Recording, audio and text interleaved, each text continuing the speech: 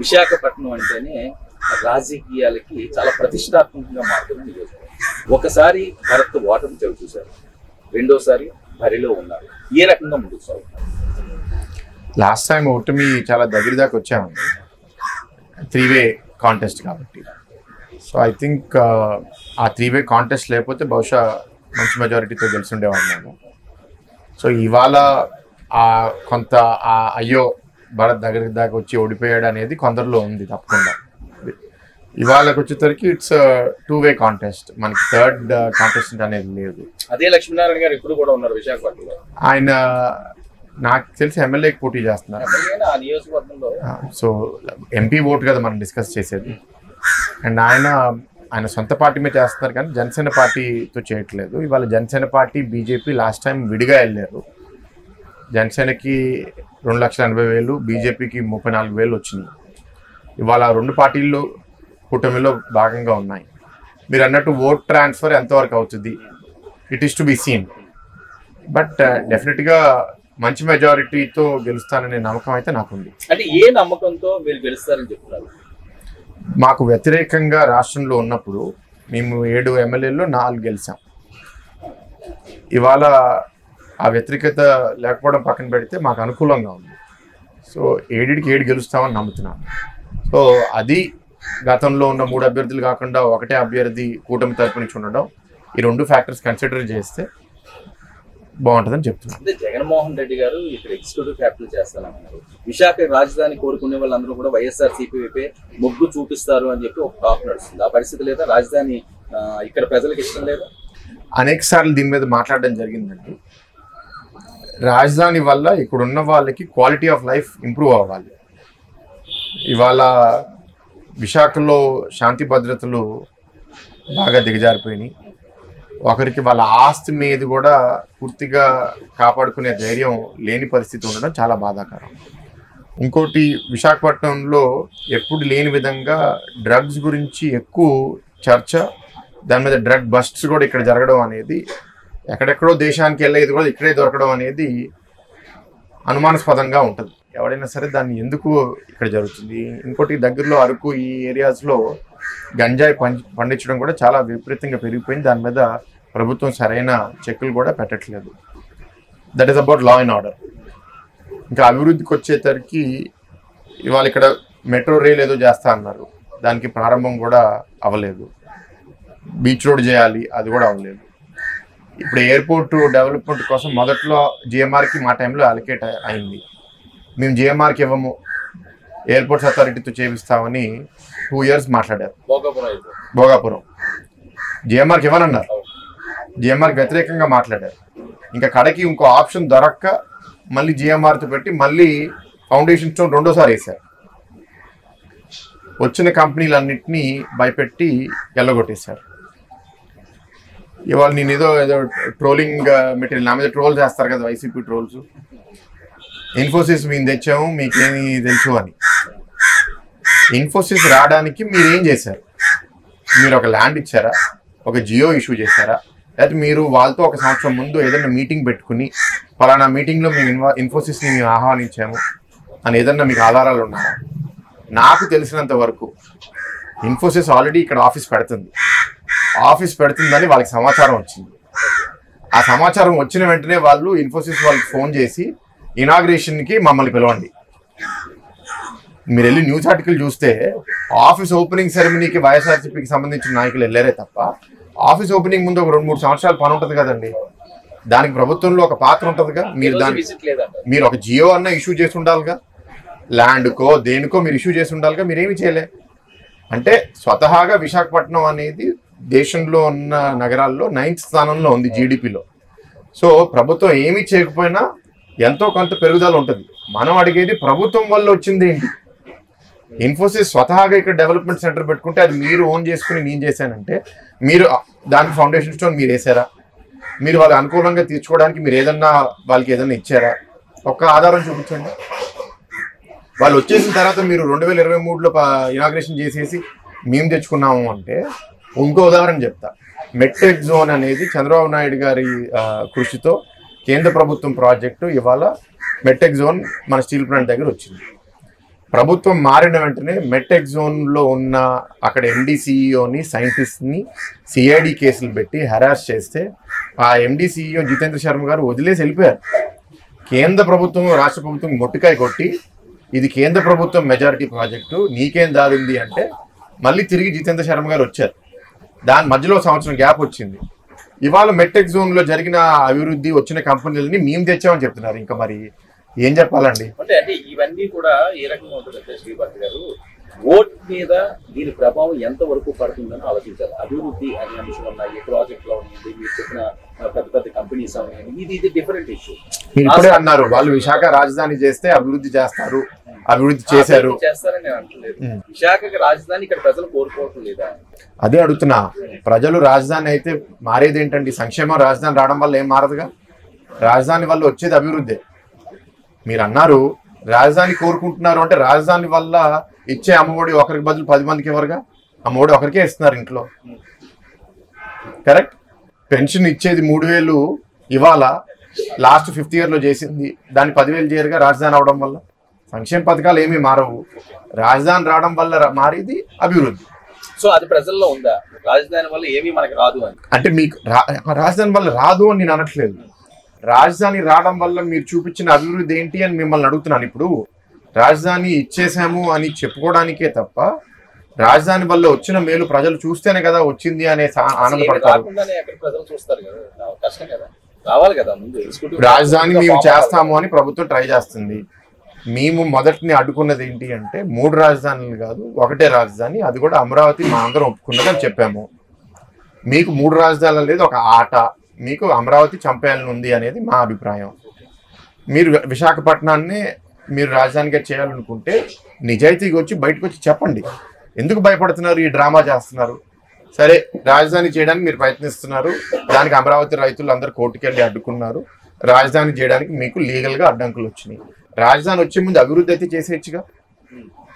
విశాఖ మీద కమిట్మెంట్ ఉంది, రాజధాని వచ్చేయడం వల్ల విశాఖపట్నం చాలా అభివృద్ధి చెందుతుంది అన్నప్పుడు విశాఖపట్నానికి అభివృద్ధి చేసి చూపించవచ్చు కదా. మీరు ఇక్కడ ఏదైనా బ్రిడ్జ్లు కట్టారా 5 సంవత్సరాల్లో? మేజర్ బ్రిడ్జ్ ప్రాజెక్ట్స్ ఏదైనా కట్టారా? ఎన్ఏడి బ్రిడ్జ్ ప్రాజెక్ట్ మా టైంలో కన్స్ట్రక్షన్ మొదలుపెట్టి అది క్రెడిట్ మీరు తీసుకుంటే మీకు ఎట్లా కుదురుతుంది? Major bridge project entire Visakhapatnam ప్రాంతంలో ఒక్కటైనా రాష్ట్ర ప్రభుత్వం ప్రభావం వల్ల జరిగిందా? లేకపోతే మీరు additional drinking water, clean drinking water supply ఎవరికన్నా ఏ ఇంటికన్నా మీరు ఇవ్వగలిగారా? లేకపోతే డ్రైనేజ్ ఇష్యూస్ చాలా ప్రాంతాల్లో స్లమ్స్లో ఉన్నాయి, మీరు డ్రైనేజ్ మీద ఇన్వెస్ట్ చేసి ఎక్కడన్నా డ్రైనేజ్ని మీరు ఇంప్రూవ్ చేయగలిగారా? లేకపోతే ఇక్కడ మీరు కేజీహెచ్కో విమ్స్కో మీరు ఏదన్నా అదనంగా కొన్ని 100 గ్రాంట్లు ఇచ్చి 100 కోట్ల గ్రాంట్ ఇచ్చి కొత్త హాస్పిటల్ బ్లాక్కో లేకపోతే కొత్త డిపార్ట్మెంట్ ఏదైనా మీరు స్టార్ట్ చేశారా? లేకపోతే విద్యకు వచ్చేసరికి మీరు ఇక్కడ ఆంధ్రప్రదేశ్లో లేకపోతే విశాఖపట్నంలో ఆంధ్ర యూనివర్సిటీకి మీరు ఏదన్నా గ్రాంట్స్ ఇచ్చి ఆంధ్ర యూనివర్సిటీని మీరు అభివృద్ధి చేశారా? ఉన్న ఆంధ్ర యూనివర్సిటీ ఆస్తులను తాకట్టు పెట్టేయడం, ఆంధ్ర యూనివర్సిటీని మీరు ఒక రాజకీయ అడ్డాలాగా మార్చడం, దాన్ని పూర్తిగా నిర్వీర్యం చేయడమే నాకు కనపడుతుందే తప్ప దాన్ని మీరు ఎట్లా అభివృద్ధి చేశారు నాకు. సో నేను ఏ విధంగా చూసినా సరే మీరు అభివృద్ధి ఏం చేశారో నాకు కనపడట్లేదు. సో ప్రజల్లోకి ఇవే తీసుకెళ్తున్నారా శ్రీవర్ధన్ గారు? ఇది నేను తీసుకెళ్ళడం కాదండి. ఇప్పుడు పట్టభద్రుల ఎలక్షన్స్లో వాళ్ళు అదే నేరేటివ్తో వెళ్ళారు. మేము అభివృద్ధి చేసాము, మేము విశాఖపట్నం రాజధాని ఇచ్చేస్తున్నాము, మీరు మాకు ఓటేయండి అని అడిగారు. ఇక్కడ పట్టభద్రులు అనే ఆలోచన సమాజంలో స్ప్రెడ్ అవుతుంది కదా. ఇవాళ ఉత్తరాంధ్రకి సంబంధించిన 3 లక్షల పట్టభద్రులు మొన్న ఎలక్షన్లో ఓటేసినప్పుడు మా అభ్యర్థి నెల ముందు డిక్లేర్ అయ్యారు, వైఎస్ఆర్సీపీ అభ్యర్థి 4-5 నెలల ముందు డిక్లేర్ అయ్యారు, మా అభ్యర్థి వేపాటి చిరంజీవి గారు నెల ముందు 34 నియోజకవర్గాలు తిరిగి పట్టభద్రులతో పరిచయం అవడం అంత సులభమైన సమస్య కాదు కదా. అయినా సరే ఆయన 16-17% లీడ్తో గెలిచాడు. ఎట్లా గెలిచాడు ఆయన? మేమేం డబ్బు కూడా ఖర్చు పెట్టలేదు. వ్యతిరేకత ఎప్పటి నుంచో ఉంది. వ్యతిరేకత చూపించడానికి అదొక అవకాశం. మీరు అది ఒక జనరల్ లోకల్ బాడీ ఎలక్షన్ లాగా బ్రూట్ ఫోర్స్తో దాన్ని మీరు మ్యానిపులేట్ చేసి చట్టం మీ చేతిలో తీసుకుని చేయడానికి ఆ ఎలక్షన్లో మీకు కుదరలేదు. కార్పొరేషన్ ఎలక్షన్స్ కూడా మేమే గెలిచేవాళ్ళం. కార్పొరేషన్ ఎలక్షన్స్ మీరు ఎట్లా చీటింగ్ చేయాలని చెప్పడానికి ఒక ఉదాహరణ, 31వ వార్డులో మా కార్పొరేటర్ కరోనా వల్ల చనిపోయారు. మంచి కార్పొరేటర్ వానపల్లి రవికుమార్ గారు. ఆయన చనిపోయిన తర్వాత మామూలుగా ఏంటంటే వెన్ ద అంటే విధవరాల్ గారు నామినేషన్ ఫైల్ చేస్తే అవుట్ ఆఫ్ రెస్పెక్ట్ మనం అవతల వైపు అభ్యర్థులు పెట్టరు. సో యాక్చువల్గా మొదట్లో వైఎస్ఆర్సీపీ అభ్యర్థి పెట్టలే, ఎవరో ఒక ఇండిపెండెంట్ క్యాండిడేట్, ఆయన పేరు నాకు సరిగ్గా గుర్తులేదండి, బిపిన్ జేనో ఏదో బిపిన్ కుమార్ ఏదో, ఆయన ఇండిపెండెంట్ సింబుల్తో ప్రతి ఎలక్షన్కి నామినేషన్ పెడతాడు. దీనికి పెట్టాడు ఆయన. నామినేషన్ ఆఫీసర్ అప్రూవ్ చేసేసి ఏదో సింబుల్తో ఇదిగో ఇది బై ఎలక్షన్కి పలానా క్యాండిడేట్ బిపిన్ పోటీ చేస్తాడని పెట్టారు. నామినేషన్ ఫామ్ సైన్ చేసి వచ్చేసింది. తన్ని మళ్ళీ బయటకు వచ్చిన తర్వాత గంట కోసం ఆగమని లోపల తీసుకెళ్ళి మళ్ళీ ఆ పేపర్ మార్చేసి వైఎస్ఆర్సీపీ అభ్యర్థిగా డిక్లేర్ చేశారు. అది ఎట్లా సాధ్యం అండి అంటే ఇక్కడ మామూలు ఎలక్షన్స్ కూడా మీరు ఫెయిర్గా కండక్ట్ అవనివ్వట్లే. పట్టుబద్దులకు వచ్చేసరికి 34 నియోజకవర్గాలు మీరు ఆ మ్యానిపులేషన్ అప్పుడు చేయలేకపోయారు. ప్రజల ఆలోచన మీకు తేలిపోయింది. సో విశాఖ రాజధాని చేయడం వల్ల ఇక మాకు ఏం అభివృద్ధి వచ్చిందని ప్రజలు కానీ గమనించుంటే వాళ్ళకి ఓటు అనుకూలంగా పడుండేది కదా. ఎందుకు పడలేదు? మామూలుగా మీకు తెలుసు బై ఎలక్షన్స్ లేకపోతే పట్టభద్రుల ఎన్నికలనే అదే మ్యాండేటరీగా విశాఖ ప్రజలు తీసుకున్నారు అన్నదా మీ అభిప్రాయం? లేదు, నేను పట్టభద్రుల election is representative of general election నేను అనట్లేదు, కానీ దట్ ఈస్ సెమీఫైనల్స్. సెమీఫైనల్స్ లో ఎట్లా జరిగిందో అదొక ఇండికేషన్. ఏంటి అంటే సెమీఫైనల్స్ వరకు మన వరల్డ్ కప్ కూడా ఇండియా వచ్చింది, ఫైనల్ ఒక్క మ్యాచ్ ఓడిపోయింది. ఎస్, ఇప్పుడు మేము కూడా ధీమాగా మేము గెలిచిపోతున్నాము అని అంటే ఓడిపోతాం. మనం ఎప్పుడు ధీమాగా ఉండకూడదండి. ఇవాళ ప్రజల్లో వ్యతిరేకత పూర్తిగా ఉంది. ఇవాళ తెలుగుదేశం ప్రభుత్వం నాయకత్వంలో ఉన్న కూటమి జనసేన పార్టీ బీజేపీ పార్టీతో భవిష్యత్తులో మంచి పరిపాలన ఇస్తారని జనాలు నమ్ముతున్నారు. దాన్ని ఓటు రూపంలో కన్వర్ట్ చేసుకునే బాధ్యత మాది. ఇప్పుడు కానీ మేము రిలాక్స్ అయ్యి వ్యతిరేకత ఉంది కదా గెలిచిపోతాము అంటే అది కరెక్ట్ స్టెప్. 5 సంవత్సరాల నుంచి రిలాక్స్ అయ్యారండి, మొదటి నుంచి మీరు వర్క్ చేసుకుంటున్నారు అంటే మాకు అసలు రిలాక్స్ అవడానికి వైఎస్ఆర్సీపీ మాకు టైం ఎక్కడ ఇచ్చిందండి. యాక్చువల్గా మేము కొన్ని విషయాల్లో వాళ్ళకి థ్యాంక్ యూ చెప్పాలి. ఎందుకంటే వాళ్ళు కానీ సాఫీగా పరిపాలన చేసుండి వాళ్ళు అభివృద్ధి సంక్షేమం బ్యాలెన్స్ చేసుకుని వెళ్ళుంటే ఆ మ్యాండేట్తో మేము వాళ్ళని ఎదుర్కోవడం ఇంకా చాలా కష్టం అయ్యేది.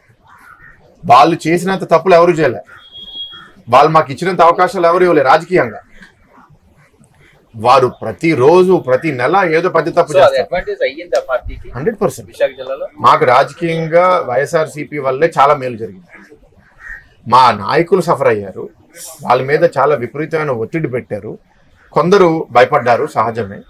కానీ ఎవరైతే నిలబడ్డారో వాళ్ళ వల్ల ఇవాళ మార్పు అనేది చూపించగలుగుతున్నాం. ఇవాళ వైఎస్ఆర్సీపీని ఎదుర్కొనే పార్టీ ఏది అంటే 6 నెలల దాకా మాకు కూటమి అనేది లేదు కదండి. అప్పుడు టీడీపీ పార్టీయే సొంతంగా వెళ్ళడానికి మేము రెడీగా ఉన్నాం. దాంతో జనసేన పవన్ కళ్యాణ్ గారు వచ్చి మద్దతు పలకడం అనేది మంచి మెసేజ్ వెళ్ళింది స్టేట్ కోసం. కొద్దిగా వెనక్కి వద్దాం సార్. డ్రగ్స్ అనే అంశం అంటున్నారు కదా, ఏంటి మీ బంధువులకి అందులో సంబంధాలు ఉన్నాయని పెద్ద ఎత్తున ప్రచారం జరిగినారు. సో ఆ కంపెనీ మొన్న నేమైన కంపెనీ సంధ్య ఆక్వా అనుకుంటానండి. వాళ్ళ ఓనర్ నేను కలిసిన లేదు, నాకు గుర్తులేదు, మేము కలిసి ఉంటానేమో నాకు సరే. But that is a leading sea food company. ఇవాళ వాళ్ళకి 25,000 కోట్ల షిప్పింగ్లో వాళ్ళు ఫీడ్లో కోకేనో ఏదో డ్రగ్స్ మిక్స్ అయిపోయి ఉన్నాయి అనేది సిబిఐ వాళ్ళు అక్కడ ఇన్వెస్టిగేట్ చేసి చెప్పారు. దీన్ని పూర్తిగా ఇన్వెస్టిగేట్ చేయను నాకు అప్రోప్రియేట్ కాదు. ఏమనిపించేదంటే ఇప్పుడు వాళ్ళు ఒకరోజు వైసీపీ లీడర్స్తో లేకపోతే వైసీపీ దాంతో ఫోటో ఉంటుంది, లేకపోతే ఇంకో రోజు మాతో ఫోటో ఉంటుంది. దానివల్ల వాళ్ళు నా ఫ్రెండో లేకపోతే వాళ్ళ ఫ్రెండో అని నేను అన్నాను. బట్ దాన్ని ఇన్వెస్టిగేట్ చేయాల్సిన బాధ్యత మాత్రం నాకు రాష్ట్ర ప్రభుత్వం మీద నమ్మకం లేదు. Let CBI do the investigation. పూర్తిగా ఆ ఇన్వెస్టిగేషన్ చేసి ఎక్కడి నుంచి ఈ డ్రగ్స్ వస్తున్నాయి, ఎందుకు వస్తున్నాయి అనేది మనం మాత్రం చేయాలి. చేయకపోతే ఇవాళ ఆంధ్ర రాష్ట్రం పంజాబ్ లాగా నాశనం అవడం నేనైతే జీర్ణించుకోలేని విషయం. మనకి అనేక బార్డర్స్ నుంచి, ల్యాండ్ బార్డర్స్ నుంచి డ్రగ్స్ ఇన్ఫిల్ట్రేట్ అవుతున్నాయి. ఇప్పుడు సీ బార్డర్స్ నుంచి కూడా మొన్న జరిగిన బస్ అనేది ఒక ఉదాహరణ. లా అండ్ ఆర్డర్ ఎప్పుడైతే అటెంటివ్గా లేదో, ఇవాళ ఆ రోజు వాళ్ళ అఫిడవిట్ సిబిఐ అఫిడవిట్ రాసింది ఏంటంటే local police CBI officers investigate చేయడానికి అడ్డుకున్నారంట. ఎందుకు అడ్డుకోవాలి? మన స్టేట్కి సంబంధం లేదు, మనం ఏం తప్పు చేయలేదు. సిబిఐ ఆఫీసర్స్ వచ్చి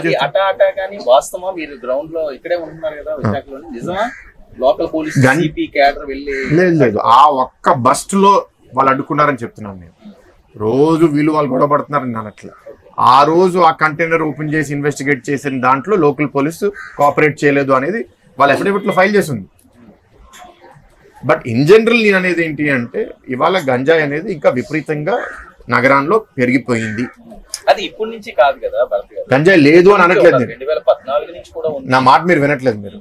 నేను గంజాయి ఉంది అని అనట్లేదు, పెరిగిపోయింది అంటున్నాను. అంటే మీ టైంలో కూడా విస్తారంగా అది పెరిగింది, మేము కంట్రోల్ చేసామని వాళ్ళు చెప్పే పరిస్థితి. ఇప్పుడు మా టైంలో ఎన్నిసార్లు డ్రగ్ బస్ట్లు అయినాయి, ఈ టైంలో ఎన్ని అయినాయి? అంతెందుకు, నాలాంటి నాయకుడు నా రాజకీయ బెనిఫిట్ కోసం నేను ఏదో అంటాను, సరే నేను చెప్పింది పక్కన పెట్టేసేయండి. మీరు మీ వీధిలో, మీ ఇంట్లో, మీ పిల్లలు, మీ కమ్యూనిటీలో ఎవరు ఎంత చేస్తున్నారు ఏంటనేది మీకే తెలుసు కదా. మీడియా మిత్రుల ద్వారా కోరేది జనాలను ఏంటి అంటే మీరు అబ్జర్వ్ చేసుకోండి. మీరు ఇదే నగరంలో ఉంటున్నారు, 14 to 19 మీకు సమాజంలో ఎంత డ్రగ్స్ అవైలబుల్గా ఉండని మీకు తెలిసిన పిల్లలు ఎవరైనా వాడుతున్నారా లేదా అనేది మీకు అప్పుడు ఎంత అనిపించింది, ఇవాళ ఎంత అనిపిస్తుంది. సో బికాజ్ రాజకీయ నాయకుడు వాళ్ళ మేలు కోసం ఏ అబద్ధం అన్నా చెప్పచ్చు. సో నేను చెప్పేది పూర్తిగా ఇగ్నోర్ చేసి let the common man assess drugs అనేది నగరంలో పెరిగినాయా లేదా, ఒకవేళ పెరిగితే ఎందువల్ల. మా ఆరోపణ వాళ్ళు లా అండ్ ఆర్డర్ సరిగ్గా చేయట్లేదు, ఎక్కడ పండిస్తున్నారు, ఎక్కడ ట్రాన్స్పోర్ట్ చేస్తున్నారు, ఎక్కడ డిస్ట్రిబ్యూట్ చేస్తున్నారు, దాని మీద మీరు పకడ్బందీగా పనిచేయకపోవడం వల్ల ఆరోపణలు ఏంటంటే కొంత వైఎస్ఆర్సీపీ నాయకులు కూడా ఈ ఎంటైర్ బిజినెస్లో ఇన్వాల్వ్ అవుతున్నారని, వాళ్ళ వల్ల ఇంకా ఇది విపరీతంగా పెరిగిపోయింది అనేది మా ఆరోపణ. జనాలు వాళ్ళు మనం అబద్ధం చెప్తే వాళ్ళు వినరు కదండి, వాళ్ళే అసెస్ చేసుకుంటారు. చంద్రబాబు నాయుడు గారు అరెస్ట్ అంశం తర్వాత మీకు బూస్టప్ వచ్చినట్టు అయిందా పబ్లిక్ లో, ఆ సెంటిమెంట్ వర్కౌట్ అవుతుంది అన్న ఫీలింగ్ అప్పటి నుంచి మొదలైందండి, లేకపోతే ఎప్పటి నుంచో వ్యతిరేకత ఉందా వైఎస్ఆర్, మీ అబ్జర్వేషన్? కాదు, ఇవాళ వాళ్ళు చేసే మిస్టెప్స్ సూసైడ్ లేకపోతే సెల్ఫ్ గోల్ లాంటివి. వాళ్ళు మంచిగా పరిపాలన చేస్తున్నారు అన్నప్పుడు ఆటోమేటిక్గా పీపుల్ వాళ్ళ వైపు ఉంటారు. నిజంగా మేము ఏదైనా చేసిన తప్పులో దొరికితే చట్టం దాని పని చేసుకుంటూ వెళ్ళాలి. ఇవాళ మీరు ఏదో ఒక ఆ కేసులోనే ఇవాళ వైఎస్ఆర్సీపీకి అడ్వైజర్స్గా ఉన్న కొందరు నాయకులు ఆ కేసులో ప్రథమ అక్యూజ్డ్గా ఉన్నారు. మీరు వాళ్ళని ఇన్వెస్టిగేట్ చేయలే, ఒక్కరోజు అరెస్ట్ చేయలేదు. వాళ్ళు సిగ్నేచర్ పెట్టిన వాళ్ళు, బాబు గారికి ఎక్కడ సిగ్నేచర్ లేదుగా, సిగ్నేచర్ పెట్టిన వాళ్ళని మీరు అరెస్ట్ చేయకుండా బాబు గారిని మీరు అరెస్ట్ చేశారంటే మీ ఆలోచనలు ఎట్లా ఉన్నాయని ప్రజలు గమనించగలరు. ఇప్పుడు రాష్ట్రంలో 5 కోట్ల జనాభాకి మన ముఖ్యమంత్రిగా ఉన్నప్పుడు మన వ్యవస్థలో చాలా జరుగుతాయి.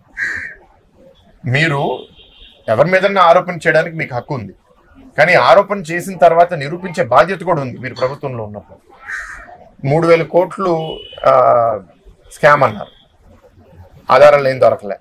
300 అన్నారు, ఆధారాలు ఏం దొరకలే.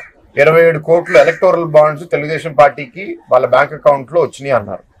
ఎలక్టోరల్ బాండ్సే ఆధారం అయితే వైఎస్ఆర్సీపీకి 330 కోట్లు ఎలక్టోరల్ బాండ్స్ వచ్చినాయి, మాకు 150 ఎంతో వచ్చినాయి over the period of 5 years. YCP record స్థాయిలో బీజేపీకి వచ్చినాయి. సో మీరు అరెస్ట్ చేశారంటే తప్పుగా అరెస్ట్ చేశారనేది జనాలకు అర్థమైంది. తప్పుగా అరెస్ట్ చేస్తే ఎప్పుడైనా సరే సింపతి వస్తుంది. వచ్చిందని నేను నమ్ముతున్నాను, కానీ దాని బేసిస్ మీద మేము రాజకీయం చేయలేం కదా. ఇవాళ రాజకీయం అనేది మేము మంచి పరిపాలన అందజేయగలుగుతాము, మేము బలవంతమైన నాయకులు, మేము ఏదైతే 2019లో ఓడిపోయామో కొంత తప్పులు మా వైపు ఉండొచ్చు, కొంత ఆయన వైపు ఆయన అబద్ధాలు చెప్పి చీటింగ్ చేసి ఒక ఛాన్స్ ఇవ్వమని కులాల మధ్యలో చిచ్చు పెట్టి అబద్ధ ప్రచారం చేసి గెలిచారు. సో ఇవాళ అది ప్రైమరీ ఫోకస్, ఇది మాకు బోనస్. అది ఆ సింపతి యాడ్ అవడం వల్ల అది బోనస్ అవుతుందే తప్ప సింపతి కోసమే చూస్తూ ఉంటే రాజకీయం చేయలేం కదండి. భరత్ గారు, మరొక విషయం, పవన్ కళ్యాణ్ గారు తెలుగుదేశం తోటి వెళ్ళడం అన్నది అది ప్లస్ అయ్యింది, బీజేపీని కూడా కలుపుకోవడం వల్ల అది మైనస్ అవుతున్నది అని చెప్పి పెద్ద ఎత్తున ప్రచారం జరుగుతున్నాం. మీరు చూస్తున్న గ్రౌండ్ లెవెల్లో ఏమనిపిస్తుంది మీకు? కొంతవరకు బీజేపీ మనతో కలవడం వల్ల మేలు ఏంటి అని జనాలు ప్రశ్నలు అడగడం సహజం. సో మేము దానికి చాలా క్లియర్గా ఉన్నామండి. ఇవాళ రాష్ట్రంలో సఫర్ అయ్యింది తెలుగుదేశం పార్టీ, జనసేన పార్టీ. పవన్ కళ్యాణ్ గారిని కూడా బాగా అటాక్ చేశారు, వ్యక్తిగతంగా కూడా చాలా దూషించారు. ఆయన కూడా ఏంటంటే ఈ ప్రభుత్వ వ్యతిరేక ఓటుని చీల్చకుండా పనిచేస్తానని ఎప్పటి నుంచో చెప్తున్నారు. ఆ కారణం వల్లే వీళ్ళు ఇలా ఇల్లీగల్గా అరెస్ట్ చేసినప్పుడు ఆయన కూడా వచ్చి మద్దతు పలకడం జరిగింది. ఇప్పుడు బీజేపీకి వచ్చేసరికి గతంలో మేముండి వాళ్ళతో మళ్ళీ విడిపోవడం వల్ల రాష్ట్రానికి వాళ్ళు అప్పుడు చేయట్లేదనే ఆలోచన అప్పుడు మాకు ఉండింది. ఇప్పుడు తేడా ఏంటి అంటే 3.5 లక్షల కోట్లు ఎంతో రాష్ట్రం మీద అప్పు భారం ఉండింది. ఇవాళ అది 10 లక్షల కోట్లు దాటేసింది. అంటే వేరియస్ నంబర్స్ వింటున్నాను, 11 lakh crores 12 lakh crores అని. బట్ ఆ బాల్ పార్క్ లో రాష్ట్రం మీద ఇవాళ అప్పు ఉంది. మా మీద అప్పు చేసేస్తున్నాం అనే ఆరోపణ చేసిన పార్టీ మా మీద 3-4 రేట్ల అప్పు తీసుకున్నారు. సో ఇవాళ రేపు నేను గెలిచినా సరే ఇది ఒక సుఖ జీవితం కాదు, ఇది ఒక ముళ్ళ కిరీటం. ఇవాళ జీతాలు కట్టలేని పరిస్థితి. రాష్ట్ర ఖజానాని తెచ్చుకున్న అప్పులు కూడా ఇది ప్రభుత్వ బాధ్యత పూర్తి చేయడం అనేది వాళ్ళు చేయలేక చాలా ప్రైవేట్ బిల్స్ వాళ్ళకి అనుకూలంగా ఉన్న వాళ్ళకి 13,000 కోట్లు సరిగ్గా అప్రూవల్ కూడా తీసుకోకుండా ప్రభుత్వం కట్టేసింది. అంటే ఖజానాని పూర్తిగా ఊడిసి ఖాళీ చేసేస్తున్నారు. రేపు మేము గెలిచిన తర్వాత కూడా మేము ఎట్లా పరిపాలన చేస్తాము? మాకు కేంద్ర ప్రభుత్వం సహాయం వాళ్ళతో ఇట్లా వెళ్ళి అడిగే పరిస్థితి తీసుకొచ్చాడు. మన సొంత కాలం మీద నిలబడే పరిస్థితి ఈ రాష్ట్రంలో ఇవాళ ఇవాళ ఎప్పుడైనా సరే రాజకీయాల్లో మనము ఒక ఆలోచనతో ఒక డిసిషన్ తీసుకుంటామండి. మనము భవిష్యత్తు పూర్తిగా ప్రెడిక్ట్ చేయగలిగితే ఇంకా ఎలక్షన్స్ ఎందుకండి? మనం ఎందుకు ఫేస్ చేస్తున్నాం? ఒక అంచనా ఏంటి అంటే ఇవాళ ఎన్డీఏ ప్రభుత్వం తిరిగి వస్తుంది, బలంగా తిరిగి వస్తుంది. వాళ్ళ సహాయం లేకపోతే రాష్ట్రాన్ని మనం సరిగ్గా పరిపాలించలేము. ఈ అప్పులకి మనం వడ్డీ కట్టలేము. ఇవాళ పోలవరం పూర్తి చేయాలన్నా, అమరావతి కట్టాలన్నా వీటన్నిటికీ రాష్ట్రంలో ఇవాళ డబ్బులు లేవు. ఈయన అన్ని ఖాళీ చేసాడు. సో ఖాళీ చేయడం వల్ల కేంద్ర ప్రభుత్వం సహాయం మనకి తప్పనిసరి పరిస్థితిలో వెళ్ళాలి. సో రాజకీయంగా గతంలో కొన్ని డిఫరెన్సెస్ ఉన్నా ఇవాళ అవి దిగముకొని రాష్ట్ర మంచి కోసం ముందుకెళ్ళాలి. అందుకే మేము వెళ్ళాం. బీజేపీ తోటి తెలుగుదేశం పార్టీ అని ఏదైతే ఈ బంధం ఏర్పడిందో ఇది బలవంతంగా ఏర్పడుతున్న బంధం తప్ప ఇష్టంతో ఈ ముడి పడలేదు అని చెప్పి వినిపించే పరిస్థితి. ఎప్పుడైతే మన గతంలో కొన్ని గ్యాప్స్ వస్తాయో అండి, అంతేందుకు జనసేనతో కూడా మా మీద 19లో వ్యతిరేకించారు కదా, ఆ గ్యాప్స్ మళ్ళీ సరిదిద్దుకోవడం అనేది టైం పడుతుంది. వెంటనే అయిపోదు కదా. ఇప్పుడు నేను మిమ్మల్ని తిడతాను, రేపు పొద్దునే వచ్చేసి మనం బాయ్ అంటే అది వెంటనే అవ్వదు కదా. రెండు వైపు నుంచి ప్రయత్నాలు ఉండాలి, రెండు వైపు నుంచి ఒక మెట్టు దిగాలి. గతంలో జరిగినవి మనం వదిలేసుకోవాలి. ఇవాళ రాజకీయంలో పర్మనెంట్ ఫ్రెండ్స్, పర్మనెంట్ ఎనిమీస్ అనేవి లేవు. రాష్ట్ర ప్రయోజనాల కోసం మనం చాలా చేయాలి. ఐడియాలజికల్గా పోటీ చేసే వాతావరణం ఇవాళ భారతదేశంలో లేదు. చాలా కష్టం అయిపోతుంది. ఎందుకంటే ఇవాళ జిఎస్టీ వల్ల, మిగతా బిల్స్ వల్ల రాష్ట్రానికి సొంత కాలం మీద నిలబడే పరిస్థితి కూడా తగ్గిపోయింది. ఇవాళ జిఎస్టీ బిల్ కలెక్షన్ ఎక్కువ కలెక్షన్ కేంద్ర ప్రభుత్వంకి వెళ్తుంది. ఆ జిఎస్టీ డెవల్యూషన్ ఎక్కువ మళ్ళీ తిరిగి రాష్ట్రానికి రావట్లేదు. మరి రాని పరిస్థితుల్లో నేను ఏం చేయగలుగుతాను? తెలంగాణలో కూడా అదే పంచాయతీ. సో నాకు ఆ జిఎస్టీ డెవల్యూషన్ అవ్వకుండా నాకు కొత్త డబ్బులు కావాలి అంటే కేంద్ర ప్రభుత్వం నీ సహాయం అడగాలి. ఇవాళ మీకు తెలుసు, రాజకీయంగా మనం అనుకూలంగా ఉంటేనే మనకి ఏదైనా ప్రాజెక్టులు చేయగలుగుతాం. లేకపోతే ఇక్కడ చాలా ప్రాజెక్టులు స్లో అయిపోతాయి. మీరే చూసారు 5 సంవత్సరాలు ఏమైందని. భరత్ గారు, మరొక విషయం మరి మీ దాకా వచ్చిందో లేదు, ఇప్పటికీ కూడా బీజేపీ విశాఖపట్నంపై కబ్జీ ఉంది. చాలా ఎక్కువ ఫైట్ చేస్తున్నారు. అది మా స్థానం, మాకు ఇవ్వాలి. గతంలో హరిబాబు గారికి ఇచ్చారు అనేది ఇప్పటికీ కూడా శ్రీభరత్ అనే ఈ అంశం ఏదైతే ఉన్నదో ఎంపీ అభ్యర్థిగా అన్నది ఎప్పుడన్నా మారే ఛాన్స్ ఉంటుందేమో అని ఎక్కువగా వినిపిస్తుంది కదా 48 hours నుంచి కూడా. లేదండి, I don't take that seriously. I don't think there is any issue. పరిస్థితిలో మేము ఒప్పుకోం దాన్ని, మాకు ఇవ్వాలి అంటే. ఇప్పుడు మా దగ్గర కూడా తెలుగుదేశం అభ్యర్థుల దగ్గర కొన్ని దగ్గర బీజేపీ సీట్లు ఇచ్చాము. అక్కడ మా అభ్యర్థులు కూడా బాధపడుతున్నారు. వాళ్ళలో కొందరు యాక్సెప్ట్ చేశారు, కొందరు యాక్సెప్ట్ చేయట్లేదు. ఆఖరికి కూటమి ఆలోచించాల్సింది ఏంటంటే గెలిచే అభ్యర్థి ఎవరు, ఏ అభ్యర్థి వల్ల మనకి మాక్సిమం ఓటింగ్ వస్తుంది. ఎందుకంటే ఇవాళ ప్రభుత్వం ఫామ్ చేయాలి. ప్రభుత్వం ఫామ్ చేయడానికి మనం పనిచేయాలి. నెక్స్ట్ 3 పార్టీస్ ఏంటి అంటే ఏ స్థానంలో ఏ నాయకుడు ఎక్కువ పనిచేశాడు పార్టీ కోసం వాళ్ళని కూడా కాపాడుకునే బాధ్యత ప్రతి పార్టీ మీద ఉంటుంది. ఇప్పుడు విశాఖపట్నం మంచి సీట్. వాస్తవంగా మాట్లాడాలి అంటే ఇవాళ ఎవరు పోటీ చేసినా విశాఖపట్నం గెలుస్తాం. టీడీపీ కాదు, ఏ పార్టీ నుంచి అయినా సరే నా నమ్మకం విశాఖపట్నంలో ఇవాళ ఈ కూటమికి అనుకూలంగా ఉంది. నా మీద కొంత ఎక్కువ అనుకూలంగా ఉంటుందని నేను అనుకుంటాను. అనుకూలంగా భరత్ గారి మీద ఉండడానికి ఏంటి కారణాలు? అంటే గతంలో ఇక్కడ ఆల్రెడీ పోటీ చేసి దగ్గరికి వచ్చి ఓడిపోయాను కాబట్టి ఇక్కడ 5 ఏళ్ళు ఇక్కడే ఉండి అనేక విషయాల్లో రాజకీయంగా లేకపోతే మా యూనివర్సిటీ ద్వారా కూడా పార్టిసిపేట్ చేశాను కాబట్టి ఆ గుడ్ విల్ ఉంది. మూర్తి గారు కూడా ఇక్కడ ఎప్పటి నుంచో ఉన్నారు. And BJP as a party ఇవాళ ఒక పొలిటికల్ ఫోర్స్గా ఇంకా ఆంధ్రప్రదేశ్లో ఎమర్జ్ అవ్వలేదు. There are political force in the nation. దేశంలో వాళ్ళే బలవంతులు, రాష్ట్రంలో వాళ్ళు బలపడుతున్నారు. ఇప్పుడు తెలంగాణలో కూడా మీరు చూస్తే వాళ్ళు లాస్ట్ ఎలక్షన్స్కి 6%, ఈ మొన్న ఎలక్షన్స్కి 14%కి పెరిగారు. సో అదొక 15-year హొరైజన్ అండి. పొత్తులో గెలిచిన సీటు మా సీటు అంటే దానికి దేర్ ఇస్ నో, అది ఎక్స్ప్లెయిన్ ఎట్లా చేస్తామండి? ఇప్పుడు బీజేపీ ఏదైనా స్వతహాగా పోటీ చేసి, ఎమ్మెల్సీ ఎలక్షన్లో స్వతహాగా పోటీ చేసి, లేకపోతే ఎమ్మెల్యే ఎలక్షన్లో స్వతహాగా ఏ అలయన్స్ లేకుండా పోటీ చేసి వాళ్ళకి కానీ ఒక గెలవడం వదిలేసేయండి, ఒక 25-30% ఓటు వచ్చి ఉంటే అప్పుడు వాళ్ళు అడగడానికి ఒక బలమైన కారణం ఉంటుంది. బీజేపీ అట్లా ఏదన్నా గెలిచినట్టు నాకైతే తెలియదు ఇక్కడ విశాఖపట్నంలో. బట్ గతంలో వాళ్ళు సీట్ తీసుకున్నారు కాబట్టి ఇప్పుడు అడగడంలో తప్పేం లేదు. మేము ఇక్కడ గతంలో తీసుకున్నాము, ఇది అర్బన్ సిటీ, ఇక్కడ నార్త్ ఇండియన్ పాపులేషన్స్ ఉంటారు కాబట్టి మాకు కూడా బాగానే ఉంటుందని అడగడంలో తప్పలేదు. అది పెద్ద నాయకులు కూర్చొని మాట్లాడతారు. నా వరకు నా అభ్యర్థిత్వం నేను నా పార్టీ వాళ్ళకి రిక్వెస్ట్ చేస్తాను, అదన్నీ వాళ్ళు డిస్కస్ చేసుకునే భరత్ అయితే మంచి అభ్యర్థి అని నాకు అనౌన్స్ చేయడం జరిగింది. దీని మీద ఏమైనా డిస్కషన్ అయిందండి? అసలు మీరు పోటీ చేద్దాం అనుకోవడం, మీరు ఎంపీగానే వెళ్ళమని చంద్రబాబు నాయుడు గారు చెప్పారా, మీరు మళ్ళీ పార్లమెంట్ కే చేద్దాం? లేదండి, నేను చాలా క్లియర్ గా అనేక ఇంటర్వ్యూస్ లో కూడా చెప్పానండి. నేను ఎమ్మెల్యే రాజకీయం నేను 5 ఏళ్ళ నుంచి ప్రత్యక్షంగా చూస్తున్నాను, దాని ముందు పరోక్షంగా కూడా చూశాను. దాని రిక్వైర్మెంట్ 24/7, ఇంకో పని చేయలేము. బట్ ఒక ఎంపీ వర్క్ అనేది చాలా తక్కువ దాంతో కంపేర్ చేస్తే. ఎంపీకి వెళ్ళి పార్లమెంట్లో 100 రోజులు, అక్కడ స్టాండింగ్ కమిటీస్, అది కాకుండా ఇక్కడ రాజకీయ యాక్టివిటీ ఎంపీలకి తక్కువ ఉంటుంది. అండ్ ఎండ్ ఓటర్కి ఎంపీస్ ఇష్యూ. ఇప్పుడు ఎంపీ దగ్గరికి వచ్చి నాకు ఆధార్ కార్డు ఇవ్వండి, లేకపోతే నాకు ఈ పథకం ఇవ్వండి అనేది రారు. అది కార్పొరేటరు, ఎమ్మెల్యేస్ టేక్ కేర్ చేస్తారు. ఎంపీస్కి ఎక్కువ ఏంటి అంటే ఇక్కడ రైల్వే జోన్ తీసుకుంటారండి, స్టీల్ ప్లాంట్ ప్రైవేటీకరణ అవ్వకుండా మీరు వెళ్ళి కేంద్ర ప్రభుత్వంతో పోరాడండి, లేకపోతే ఇక్కడ ఏదైనా అర్బన్ డెవలప్మెంట్ మినిస్ట్రీ నుంచి నిధులు తీసుకొచ్చి ఇక్కడ డ్రైనేజ్ డెవలప్ చేయండి. ఇట్లాంటి ఇష్యూస్ మీద ఎంపీ పాత్ర ఎక్కువ ఉంటుంది కాబట్టి అది నాకు సూటబుల్ అని నేను ఆలోచించి ఎప్పుడు ఎంపీ మీద దృష్టి పెట్టాను. ఏమైనా స్ట్రగుల్స్ ఫేస్ చేస్తారా ఈ సీట్ టైంలో? మీకు నాకు తెలిసి 2019 చాలా ఈజీగా అయిపోయింది. సో ఆపోజిట్ అండి, ఇప్పుడు పరిస్థితి ఏంటి? లేదు, ఆపోజిట్ అండి. నాకు 2019 ఇబ్బందిగా ఉండింది. నాకు 2019 సీట్ అనౌన్స్మెంట్ 20 రోజుల ముందే చేశారండి. అప్పుడు దాకా సీట్ నాది అనే ధీమాగా నేను లేను. సో అప్పుడే నాకు ఎక్కువ స్ట్రెస్ ఫీల్ అయ్యాను. ఇప్పుడు బీజేపీ కూడా అడిగింది కదా, ఇదేమన్నా బాబు గారు? ఈసారి నేను అది ఫీల్ అవ్వలేదు.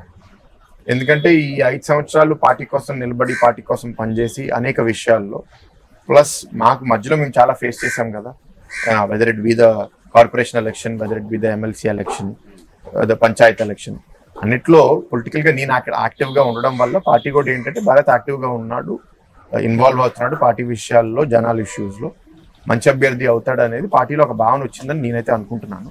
ఈసారి నేను అంత స్ట్రెస్ ఫీల్ అవ్వలేదు. నా పార్టీ నా కోసం నిలబడుతుంది, నా పార్టీ నా మీద నమ్మకం ఉంది, దీని మంచి అభ్యర్థి అవుతాడు అనేది నాకు కన్ఫర్మేషన్ వచ్చినప్పుడే వచ్చినట్టు. బట్ దాని ముందు నాకైతే నమ్మకం ఉండింది. అందరు సపోర్ట్ చేశారండి, తప్పకుండా. బాలకృష్ణ గారు సపోర్ట్ చేశారు, బాబు గారు సపోర్ట్ చేశారు, లోకేష్ అన్న సపోర్ట్ చేశారు, మా పార్టీలో అందరు సపోర్ట్ చేశారు కాబట్టి నాకు టికెట్ వచ్చిందని అనుకుంటున్నాను. కానీ ఎప్పుడైనా సరే మన సపోర్ట్ అనేది బేస్ ఉంటే దాని మీద బోనస్గా యాడ్ అవుతుంది. అసలు బేసే లేకపోతే ఎంత సపోర్ట్ వచ్చినా సీట్ రాదు, బేస్ ఉండాలి. బాబు గారు కూడా ప్రత్యేకంగా ఏంటంటే గెలిచే గుర్రాలకి ఇవ్వాలనేది ఆయన సర్వేలు చేయటము, ఐవీఆర్ఎస్ కాల్స్ చేయటము అందరమే చేస్తారండి. నా మీద కూడా కాల్స్ వచ్చింది. అలా ఎవరిని డిస్క్రిమినేట్ చేయం. సో ఆ అభిప్రాయాలు తీసుకుని అన్ని మెజర్ చేసుకుని లీడర్స్తో ఫీడ్బ్యాక్ తీసుకుని అన్ని తీసుకుని ఒక నిర్ణయానికి వస్తారు. సార్, విశాఖ పార్లమెంట్ ఈసారి బరిలో భారతి గారు ఏ అంశం మీద వెళ్ళి ఓటు అడుగుతారు? ఒకటి, మూర్తి గారి మనవడు కానీ, బాలకృష్ణ గారి అల్లుడు కానీ, లేకపోతే లోకేష్ గారి తోడళ్ళు కానీ, ఈ రకంగా ఉందా? లేకపోతే భరత్ అనే నేను అనే స్టైల్లో ఏమైనా సరే ముందుకు వెళ్ళి అడిగే అంశం? ఏ రూట్లో అయినా పూర్తిగా వెళ్తే కరెక్ట్ కాదా? ఎప్పుడు నేను తాత మనోడిని, బాలయ్య అల్లుడిని, లోకేష్ తోడలుడిని అని చెప్పుకుంటూ వెళ్తే నువ్వు ఎవడిరా అని అనుకుంటావు. అవతల వైపు భరతనే నేను అంటే నువ్వు ఆగడానికి ఇంకా టైం ఉంది, నువ్వు ఎస్టాబ్లిష్ అవడానికి, నువ్వు పెద్ద పుడింగ్ అని ఫీల్ అవ్వ మాకు అని కూడా ఉంటుంది. It's basically a balance. మనం ఏంటి అంటే మన పెద్దల నుంచి వచ్చిన ఆ గుర్తింపు మనకి ప్లాట్ఫామ్. మూర్తి గారు మనోడుగా ఇక్కడ రావడం అనేది నాకు ప్లాట్ఫామ్, అదొక లెగసీ. దానివల్ల నాకు ఎంట్రీ 2019లో వచ్చింది. దాని తర్వాత ఈ 5 ఏళ్ళు నేను సరిగ్గా పనిచేస్తేనే నాకు రెండోసారి ఛాన్స్ వస్తుంది. రెండోసారి 24లో మూర్తి గారు మనోడిగా నాకు సీట్ ఇచ్చారని నేను భావించట్లేదు. 19లో నాకు మూర్తి గారు మనోడిగా నాకు సీట్ వచ్చింది. ఈసారి 5 ఏళ్ళలో పార్టీలో ఎట్లా పనిచేశాడు, పార్టీకి కష్టకాలంలో ఎట్లా నిలబడ్డాడు, తన ఆలోచనలు ఏంటి, తను సమర్థవంతంగా నాయకత్వం వహించగలుగుతాడా లేదా, ఈ అన్ని విషయాలు వాళ్ళు కన్సిడర్ చేసి విశాఖపట్నం అభివృద్ధి కోసం తిన ఒక మంచి నాయకుడు అవుతారనే ఆలోచన వచ్చింది కొంతవరకు నేను అనుకుంటున్నాను. అయితే వాళ్ళ ప్రచారంకి వెళ్ళినప్పుడు నా నేచర్ ఏంటి అంటే నేను ఫలానా అని చెప్పుకోవడం నాకు ఇష్టం లేదు. అలానే అవతల వాళ్ళు చెప్తే నేను దాన్ని యాక్సెప్ట్ చేసి ఆనందంగా ఫీల్ అవుతాను. మొదట్లో విశాఖపట్నంలో అది ఎక్కువగా లేదు, కానీ బయట రాష్ట్రంలో ఎక్కడికి వెళ్ళినా సరే బాలయ్య అల్లుడుగా నన్ను ఫస్ట్ గుర్తిస్తారు. మొదట్లో అనిపించేది నాకు ఇంకేం ఐడెంటిటీ లేదా, బాలయ్య అల్లుడు ఒకటేనా అని ఫస్ట్ ఒక కొన్ని రోజులు. తర్వాత అనిపించింది అది కూడా ఒక ప్రేమ పిలిపే కదా, ఆయనకి ఎన్నో ఏళ్ళ తర్వాత ఆ ప్రేమ వచ్చింది, ఆ ప్రేమ వాళ్ళు నాతో పంచుకుంటున్నారంటే అది నా అదృష్టం, అది నేను స్వీకరిస్తాను. బట్ దాని మీద ఆధారపడి నేను రాజకీయం చేయదలుచుకోవట్లేదు, అది అంతా బోనస్గా భావిస్తాను. కానీ నేనేం పని చేస్తాను, నా ఆలోచనలు ఏంటి, నేను వస్తే ఏం చేయబోతాను అనేది నేను చాలా స్పష్టతగా ఉంటాను. మామూలుగా నేను చాలా క్లియర్గా మాడతాను, కొన్నిసార్లు కుండ బదిలినట్టు మాడతాను, బలగొట్టినట్టు. సో దాంతో కొన్ని ఇష్యూస్ ఉంటాయి పాలిటిక్స్లో, ఎందుకు ఇంత ఓపెన్గా మాట్లాడుతున్నాడు అని. సో నేను కూడా కొన్ని తప్పులు చేసినప్పుడు నేర్చుకుని అడ్జస్ట్ అయ్యి ముందుకెళ్తూ ఉంటాను. బాలకృష్ణ గారు రాజకీయాల అంశం ప్రస్తావిస్తుంటారు, మాట్లాడతాం. ఏం చెప్తుంటారు?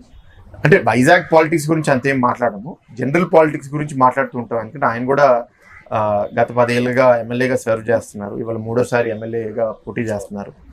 సో ఆయన హిందూపూర్కి అభివృద్ధి ఎట్లా చేశారు, అక్కడ అనంతపూర్ జిల్లా అంటే అర్స్ట్వాల్ అనంతపూర్ ఇప్పుడు హిందూపూర్ జిల్లా రాజకీయం ఎట్లా ఉంది, అండ్ నేను వైజాగ్ గురించి కొన్నిసార్లు అప్డేట్, ఓవరాల్ స్టేట్ ఎట్లా జరుగుతుంది అట్లా మారుతూ ఉంటాం. ఎక్కువ 5 సంవత్సరాల మీ రాజకీయ ప్రస్థానంలో ఎందుకురా బాబు నేను ఏదో శుభ్రంగా చదువుకుంటూ వచ్చాను, నా యూనివర్సిటీ చూసుకున్నాను, లేదా వేరే వ్యాపారం చూసుకున్నాను, నాకు ఎందుకు ఈ రాజకీయ గోళ అనే సందర్భం చాలాసార్లు ఉంటాయి. అంటే ఇంకా ఎందుకు ఇంకొద్దు నాకు వదిలేస్తాననే స్టేజ్కి ఎప్పుడు రాలేదు.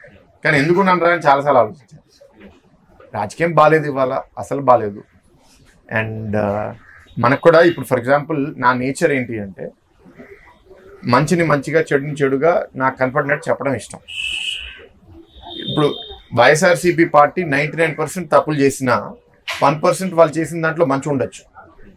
కానీ మీ ఇంటర్వ్యూలో నేను ఆ 1% చేసిన మంచి చెప్పాను అనుకోండి, ఎవరో ఆ ఒక్క బిట్టే వైరల్ కట్ చేసి ఆ ఒక్క బిట్ని వైరల్ చేసేస్తారు. ఏంటంటే భరత్ వైసీపీ వైపు మొగ్గు చూపిస్తున్నాడు అని. That is not the point కదా. ఒక పార్టీ గెలవాలి అంటే వాళ్ళు 60-70% గుడ్ చేయాలి, 30-40% బ్యాడ్ ఉంటే అది జనాలు సాధిస్తారు. ఇవాళ వైఎస్ఆర్సీపీ పార్టీలో ఏ మంచి జరగలేదంటే కాదు, వాళ్ళు 100 నిర్ణయాల్లో 3, 4, 5 బాగానే ఉండుంటాయి. కానీ నేను పాయింట్అవుట్ చేసేది మీకు 5% 10% రేటింగ్ వస్తే అది గెలుపుకి దారి చూపించదు. అండ్ నేను 5% 10% అప్రిషియేట్ చేస్తే ఇవాళ మీడియాలో కూడా మెచ్యూరిటీ లేదు. ఏంటంటే ఆ బిట్టే కట్ చేసి అదే హెడ్లైన్ చేస్తారు. సోషల్ మీడియా అలా అయిపోయింది. సో నేను కూడా కొన్ని నిబంధనలు పెట్టుకుని పూర్తిగా స్వేచ్ఛగా మాట్లాడలేకపోతున్నాను. లేకపోతే నాకు ఇష్టమైనది ఏంటి అంటే ఒక 20 నిమిషాల ఇంటర్వ్యూలో వాళ్ళు చేసిన 100 పనుల్లో 5 తప్పులు ఇవి, 95 చెడు ఇది, 95 చెడుకి ఉదాహరణ ఇది, 5 మంచిలో ఉదాహరణ ఇది. కానీ మంచి కన్నా చెడు ఎక్కువ ఉంది కాబట్టి వాళ్ళు ఫెయిల్ అయ్యారని చెప్తాను నేను. కానీ ఆ స్వేచ్ఛ వాళ్ళు నాకు లేదు. ఇంకోటి వచ్చేసరికి వాళ్ళు ఏంటంటే గతంలో రాజకీయాలు ప్రత్యర్థులుగా ఎక్కువ భావించే వాళ్ళు విశాఖపట్నంలో ఇవాళ శత్రువుల్లాగా అయిపోయింది. అవతల వైపు ఉంటే శత్రువులు, వాళ్ళని కూల్చేయాలి, గీతం యూనివర్సిటీ గోడ కొట్టేయాలి, భయభ్రాంతులు పెట్టాలి, బురద జల్లాలి అని. ఆ రోజు భయపడ్డా, ఆ రోజు రాత్రి ఇంకేం డ్యామేజ్ చేస్తారు యూనివర్సిటీకి అని భయపడ్డా. ఎందుకంటే ఫస్ట్ వాళ్ళు చెప్పినా కూడా నేను ఊహించలేదు వస్తారా, నిజంగా వస్తారా, కొడతారా అని. కానీ వస్తే అమ్మో వచ్చేసారు, కొట్టేశారు, ఇంకేం డ్యామేజ్ చేస్తారు యూనివర్సిటీకి అని భయపడ్డా. దాని తర్వాత నాకు కొన్ని రోజులు పట్టింది, 2-3-4 days. బట్ దాని తర్వాత నేను ఆలోచన ఎట్లా డెవలప్ అయింది అంటే వైఎస్ఆర్సీపీ సైకలాజికల్ వార్ఫేర్ చేస్తుంది. అందరినీ వాళ్ళు భయపెట్టడానికి ప్రయత్నిస్తున్నారు. ఆర్థికంగా, పవర్ రూపంలో.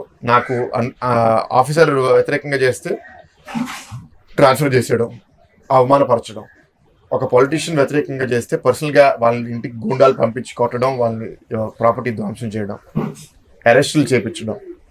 సో చాలామంది సైకలాజికల్గా భయపడిపోయి కొందరు మాట్లాడే ముందే అమ్మో మాట్లాడితే ఏం చేస్తారు అనేది చేస్తున్నారు. దట్ ఒక దుర్మార్గుడు, ఒక బుల్లి ప్రవర్తించేది అది. సో మనం రాష్ట్రాన్ని కాపాడుకోవాలంటే దానికోసం మనం నిలబడాలి.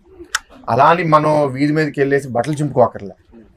కానీ ఒక్కడు మన మీదకి వచ్చినప్పుడు మనం లొంగిపోతే, మానసికంగా మనమే లొంగిపోతే ఇంకా సమాజం కోసం ఎవరు నుంచుంటారు. సో ఆఫ్టర్ సర్టన్ స్టేజ్ ఏంటంటే యూనివర్సిటీని ప్రొటెక్ట్ చేసే విధానంగా నేను చేసుకోవాలి, అది నా బాధ్యత. యూనివర్సిటీ కోసం ఏదన్నా తప్పున్నా సరే కరెక్ట్ చేయమని నేను ప్రభుత్వాన్ని అడగాలి. నాకు వాళ్ళు వ్యతిరేక పార్టీ అయినా సరే నేను అడిగాను కూడా. కానీ వాళ్ళు ఏమీ చేయలేరు గత 3 ఏళ్ళుగా 4 ఏళ్ళుగా అది జరిగిన సంఘటన నుంచి. అండ్ దాని తర్వాత కొంత మనం ఏంటి అంటే సైకలాజికల్, ఇప్పుడు పవన్ కళ్యాణ్ గారు కూడా ఇది చెప్పారు, వాళ్ళు ఏంటంటే నిన్ను చంపేస్తారు అని రోజు భయపెడతారు. మనం భయపెడుతూ ఉంటే రోజు వస్తాం. సరే చంపేస్తారు, ఏదో రోజు చంపేస్తారు, చంపినప్పుడు చంపనివ్వండి, అప్పుడు దాకా స్వేచ్ఛగా బతుకుదాం. అప్పుడు మనకి ఫ్రీడమ్ వచ్చేసింది అనుకోండి. సో ఇది కొంచెం టైం పట్టింది, ఈ దాని చైతన్యం అంటారేమో. సో ఒక 2 years 2.5 years నుంచి నేను ఆ క్లారిటీకి వచ్చేసాను. దట్ ఇవాళ అట్లా ఉంది, కాన్స్టిట్యూషన్ లేదు, ఇక్కడ డెమోక్రసీ లేదు. ఇవాళ లో లెవెల్ క్యాడర్ని చంపేస్తున్నారు కొందరిని. ఇప్పుడు వాళ్ళ ఎమ్మెల్సీ వాళ్ళ డ్రైవర్ని చంపేశారు, దాని మీద ఏం యాక్షన్ లేదు. దాని తర్వాత ఇంకెవరినో చంపుతారు, దాని మీద యాక్షన్ ఉండదు. అలా సమాజం ఒప్పుకుంటే నెక్స్ట్ టర్మ్ వాళ్ళు గెలిస్తే లీడర్లను కూడా చంపడం మొదలు పెడతారు, ఎమ్మెల్యే అభ్యర్థులను కూడా చంపడం మొదలు పెడతారు, ఎంపీ అభ్యర్థులను కూడా చంపడం మొదలు పెడతారు. జనాలకి అది కావాలా లేదా అనేది వాళ్ళని డిసైడ్ అవ్వాలి. ఇప్పుడు వివేకానంద రెడ్డి గారిని మర్డర్ చేశారు. ఆ సిబిఐ ఛార్జ్ షీట్ మీద మొన్న ఒక సినిమా కూడా వచ్చింది, నేను చూడలేదు ఆ సినిమాని. ఇప్పుడు ఆ సినిమాలో ఎట్లా జరిగింది, ఎవరెవరు బాధ్యులు అనేది ఇవాళ రూలింగ్ పార్టీలో ఉన్న చాలా మంది దాంట్లో ఇన్వాల్వ్ అయినట్టు ఛార్జ్ షీట్లో ఉంది. వాళ్ళ ఎంపీ అవినాష్ రెడ్డి, ఆయన ఫాదరు, వాళ్ళు ఎట్లా డ్రామాలు చేస్తున్నారు, ఎవరు అరెస్ట్ అయ్యారు అన్నీ కూడా జనాలు కనపడుతున్నాయి. ఇప్పుడు former chief ministers own brother, current chief ministers own బాబాయ్, ఆయన్ని టీడీపీ టైంలో చంపేసి టీడీపీ చేసిందని చెప్పి సిబిఐ ఎంక్వైరీ వేస్తారని చెప్పి ప్రభుత్వం మారిన వెంటనే దాని మీద ఏ సిబిఐ ఎంక్వైరీ లేకుండా దాన్ని కప్పిపుట్టడానికి ప్రయత్నిస్తే సిబిఐ స్వతహాగా వాళ్ళ అమ్మాయి పెట్టిన కేసు మీద తీసుకుని చేస్తుంటే వాళ్ళ అమ్మాయిని కూడా మీరు ఇవాళ హెరాస్ చేస్తున్నారు. ఆవిడ కూడా వీధెక్కి ఇవాళ వాళ్ళ మీద ఓటు వేయకండి అని చెప్పే పరిస్థితి తీసుకొచ్చారు. సో నేను అనేది ఏంటి అంటే ఇవన్నీ చూస్తుంటే ఎందుకబ్బా మనకి రాజకీయం, ఇంత దారుణంగా రాజకీయం ఉన్నప్పుడు మనం వెళ్ళి మంచి చేద్దాం అనుకుంటే చేయగలుగుతామా? సరే రేపు గెలిచినా సరే అభివృద్ధి చేయాలి అంటే రాష్ట్రాన్ని పూర్తిగా అప్పులపాలు చేసేసి ఆస్తులన్నీ తాకట్లు పెట్టేసి, ఇప్పుడు మీరు రాజధాని నగర్ మళ్ళీ చెప్పాలి, ఇక్కడ ఇవాళ 129 ఎకరాలు ఇక్కడ యాసెట్లు ఇక్కడ తాకట్టు పెట్టి ఇంచుమించు 30-40 వేల కోట్ల డబ్బులు అప్పు తెచ్చారు. ఆ 40 వేల కోట్లు ఇక్కడ విశాఖపట్నం అభివృద్ధి కోసం ఏం ఖర్చు పెట్టారు? 0. అది ఇక దేనికో వాడేసుకున్నారు. సో ఎన్ని చూసి కూడా అనిపిస్తుంది అండి. తాతయ్య గారు రాజకీయాల్లో ఉన్నప్పుడు మీరు అబ్జర్వ్ చేస్తుండేవారా? చూసేవాడిని. అంటే మీ ఫస్ట్ నుంచి ఉందా ఎప్పుడుకన్నా? చిన్నప్పటి నుంచి అండి, పొలిటీషియన్ అవ్వాలని చిన్నప్పటి నుంచి ఉందండి. అదే అంబిషన్ తో మీరు ఎదిగారా? నేను కావు సాంబశివరావు గారి దగ్గరగా పెరిగాను. ఆయన 5 సార్లు ఎంపీగా కాంగ్రెస్లో చేశారు. అండ్ ఆయనతో చాలాసార్లు కాన్స్టిట్యున్సీ కూడా వెళ్ళడం జరిగింది. ప్రత్యేకంగా నాకు ఊహ తెలిసినప్పటి నుంచి ఆయన ఏలూరు ఎంపీగా ఉన్నారు. ఏలూరు ఎంపీగా 10 ఏళ్ళు చేసినప్పుడు నేను అక్కడ once in 2 months వెళ్ళి ఒక వీకెండ్ స్పెండ్ చేసేవాడిని. సో అక్కడ రాజకీయం బాగా దగ్గరగా పరిచయం అయ్యి మనం ఎంతమందికి హెల్ప్ చేయగలుగుతాము, హెల్ప్ చేస్తే దాని నుంచి వచ్చే తృప్తి, ఆనందం ఏంటి అనేది దగ్గరగా చూశాను. సో ప్రజాసేవలో ఉండాలి అనేది ఆలోచన అయితే ఉంది. ఇష్టంతో చేసిన పని రాజకీయం, ఎవరో బలవంతంగా రుద్దలేదు. అంటే అదే చెప్తున్నాను, నాకు 100% సాటిస్ఫాక్షన్ పాలిటిక్స్లో లేదు. పాసింగ్ మార్క్స్ ఉన్నాయి 60%. ఆ విధంగా యూనివర్సిటీ ప్రెసిడెంట్గా నాకు 95% ఆనందం ఉంది, రాజకీయంలో తక్కువ. శ్రీభరత్ గారు బాగా సెన్సిటివ్ కొన్ని విషయాల్లో బహుశా, కానీ చాలా విషయాల్లో కాదు. మీరు మాట్లాడే ఓపెన్ గా సెన్సిటివ్ అంటే నేను క్రిటిసిజం యాక్సెప్ట్ చేస్తా, నా మీద ఏదన్నా వ్యతిరేకంగా మాట్లాడితే వింటాను. కానీ నాకు వ్యతిరేకంగా ఉన్న వాళ్ళు నా మీద పూర్తి క్రిటిసిజం ఇచ్చినా నేను యాక్సెప్ట్ చేస్తాను. కానీ బూతులు తిడితే నేను యాక్సెప్ట్ చేయను. లాజిక్ లేకుండా మాట్లాడితే యాక్సెప్ట్ చేయను. ఎందుకంటే యాదవులు మూర్ఖులతో నాకు మాట్లాడడం ఇష్టం లేదు. నా మీద వ్యతిరేకంగా ఏదో కారణం ఉండొచ్చు, ఇమోషనల్ రీజన్ ఉండొచ్చు, కాస్ట్ రీజన్ ఉండొచ్చు, దానివల్ల నా మీద వ్యతిరేకంగా కొందరు చేస్తారు. కానీ వాళ్ళకి అట్లీస్ట్ కొన్నిసార్లు వాళ్ళ కామెంట్ రీడ్ చేస్తాను. నా ఇంటర్వ్యూస్ వీడియోస్ అన్నిటి మీద కామెంట్స్ పెడతారు కదా, కానీ పనికి రాకుండా జస్ట్ ఏదో మాట్లాడిన వీడియోకి సబ్జెక్ట్ లేకుండా తిట్టిన వాళ్ళందరికీ నేను అసలు అది దునపోతున్న వర్షం పడినది. బాగా బాధపడిన సందర్భం ఉందా ఈ లాస్ట్ 5 yearsలోనా? అంతేం లేదు. యూనివర్సిటీ కొట్టినప్పుడు బాధపడ్డాను, బాగా బాధపడ్డాను. ఫ్యామిలీ సపోర్ట్ ఎలా ఉంటుంది? ఇప్పుడు మా వైఫ్కి నేను రాజకీయంలో ఉండడం పూర్తిగా ఇష్టం లేదండి. ఎందుకంటే దీంట్లో వచ్చినప్పుడు లైఫ్ సాక్రిఫైస్ చేయాలి కదా. అండ్ నేను హైదరాబాద్లో పెరిగాను. సో నేను వైజాగ్లో 6 ఏళ్ళ నుంచి ఉంటున్నాను. సో మా వైఫ్తో చాలా తక్కువ టైం దొరుకుతుంది నాకు. సో అది బాధే. అండ్ అమ్మ నాన్నతో కూడా వాళ్ళు హైదరాబాద్లోనే ఉంటారు, నేను వాళ్ళతో టైం స్పెండ్ చేయలేను. సో చాలా సాక్రిఫైస్తో కూడిన వృత్తి ఇది. సో దీనివల్ల కొన్నిసార్లు మానసికంగా ఇబ్బందిగా ఉంటుంది. సో దీన్ని ఫేస్ చేసుకుని ముందుకెళ్ళాలి, బ్యాలెన్స్ చేసుకుంటూ వెళ్ళాలి. It's not easy. Vote transfer అనే అంశాన్ని కొడతాం. పొత్తులు సక్రమంగా జరగలేదు తెలుగుదేశం పార్టీ మధ్య, జనసేనకి ఇస్తానన్న సీట్లు కూడా పూర్తిగా వాళ్ళకి ఇవ్వలేదు. ఇచ్చినా మళ్ళీ టీడీపీ కొన్ని గుంజుకుని వీళ్ళ అభ్యర్థుల్ని పెట్టామని ప్రచారం జరుగుతున్న నేపథ్యంలో ఓట్ ట్రాన్స్ఫర్ అన్నది ఎందుకు సక్సెస్ఫుల్ గా సాగుతుంది అని అనుకుంటున్నాను. లేదండి, I don't think that is going to be an issue. ఇవాళ మా కామన్ ఎజెండా ఏంటంటే ఒక రాక్షస పాలనని ఓడించాలి, వాళ్ళని దించాలి. ప్రతి నియోజకవర్గంలో కొన్ని లోకల్ ఇష్యూస్ ఉంటాయి. అభ్యర్థి మంచోడు అయినప్పుడు అన్ని పార్టీస్ యాక్సెప్ట్ చేస్తాయి. ఇప్పుడు ఉదాహరణకి నేను మొన్న మా ఈస్ట్ నియోజకవర్గంలో వెలకపూడి రామకృష్ణ బాబు గారితో జాయింట్ పార్టీ మీటింగ్కి వెళ్ళాం. 3 పార్టీస్ పూర్తిగా ఆయన ఓన్ చేసేసుకున్నాం. అక్కడ అసలు ఓట్ ట్రాన్స్ఫర్ అనేది ఇష్యూయే ఉండదు. కొన్ని దగ్గరలో అభ్యర్థి సరిగ్గా లేరనుకోండి, లేకపోతే వాళ్ళు చాలా నెగిటివ్గా బిహేవ్ చేసి లేకపోతే కరప్ట్గా బిహేవ్ చేసి జనాల్ని హెరాస్ చేసి ఉంటే, మా పార్టీలో అయినా ఇతర పార్టీలో అయినా ఆ రెప్యుటేషన్ ఉంటే వాళ్ళ అభ్యర్థి అయినప్పుడు ఇష్యూస్ ఉంటాయి. సో అది వాళ్ళు కన్విన్స్ చేసుకుని వెళ్తే అది గెలుపుకి దారి చూపిస్తుంది. కానీ రాజకీయంలో పూర్తిగా అందరూ మంచి వాళ్ళు దొరుకుతారంటే దొరకరు. ఇవల్ల మంచితనం ఒకటే కాదు, ధనవంతులు, బలవంతులు, సమర్థవంతులు అన్నీ కలుపుకుని మనం సీట్ ఇవ్వగలగాలి. కొన్ని దగ్గరలో కొన్ని ఉంటాయి, కొన్ని ఉండవు.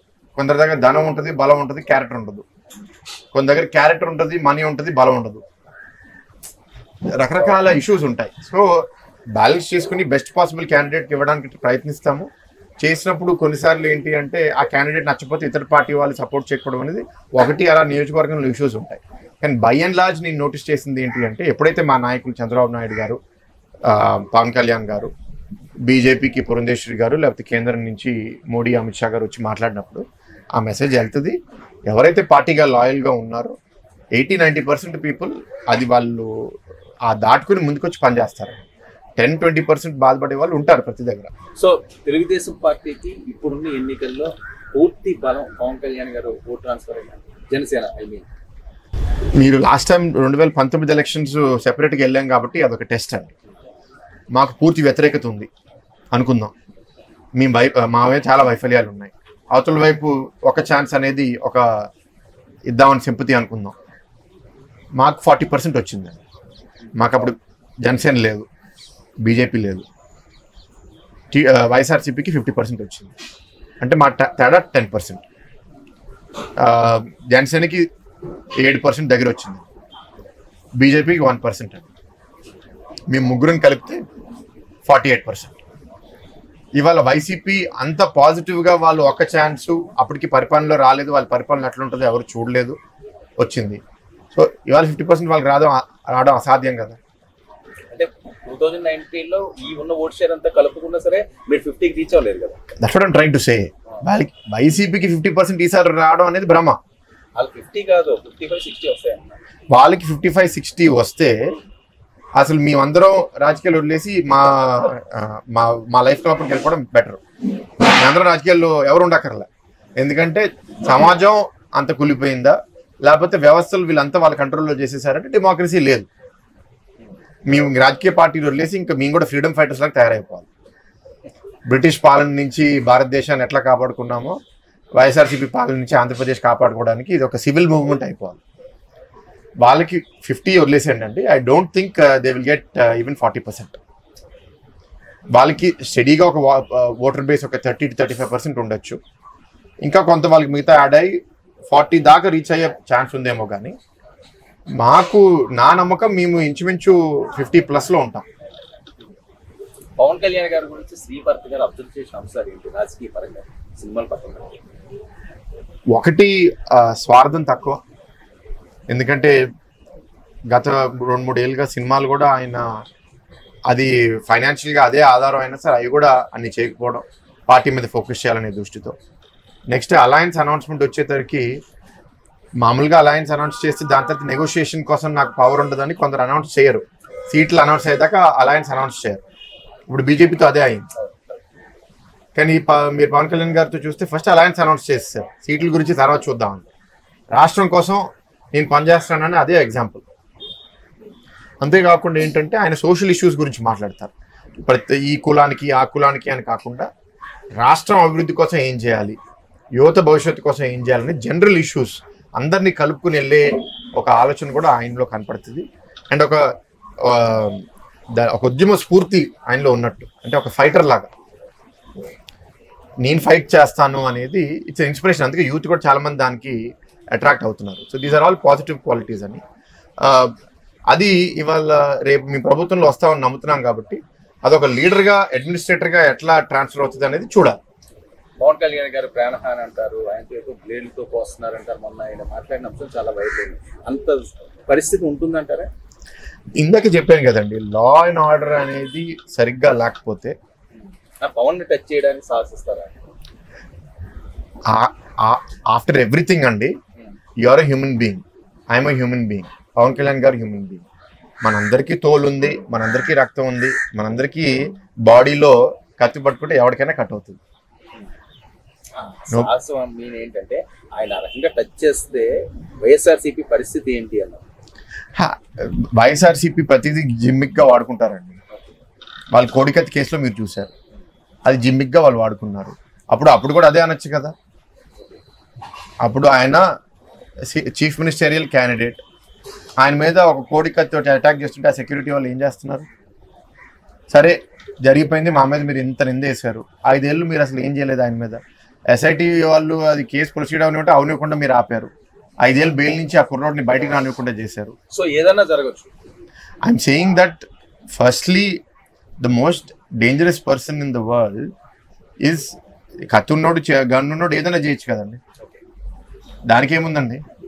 మరొక విషయం సార్, చాలా కీలకంగా గత 2 రోజుల క్రితం వృద్ధాప్య పింఛన్లను పాపం చంద్రబాబు నాయుడు గారి తెలుగుదేశం పార్టీ ఏదండి వృద్ధాప్య పింఛన్లు అన్నది గత 2 రోజుల క్రితం జరుగుతున్న అంశం. చంద్రబాబు నాయుడు గారు పాపం వల్లే ఇది జరిగింది అని చెప్పి వైరల్ అవుతున్నారు. ఇది మీకు మైనస్ కాకపోతున్నది రేపు ఎలక్షన్స్కి వచ్చేసరికి ప్రతి ఒక్కటి రాజకీయంగా వాడాలనేది ట్రై చేస్తారండి.